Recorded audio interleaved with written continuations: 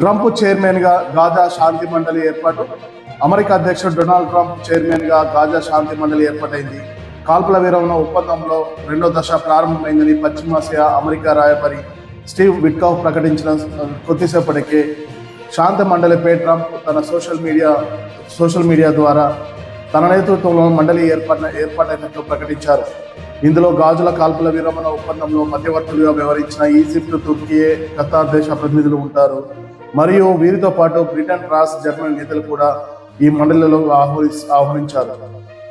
శాంతి మండలి కార్యనిర్వాహక committee director జనరల్గా ఐక్యరాజ్య సమితి మాజీ ప్రత్యేక సమన్వయకర్త, బల్గేరియా మాజీ దౌత్యవేత్త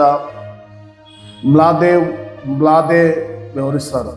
ఈ బోర్డులో స్టీవ్ విట్కాఫ్, ట్రంప్ అల్లుడు జురేడ్ కుష్నర్, బ్రిటన్ మాజీ ప్రధాని టోనీ బ్లేర్, ప్రపంచ బ్యాంక్ అధ్యక్షుడు అజయ్ బంగా సభ్యులుగా ఉంటారు.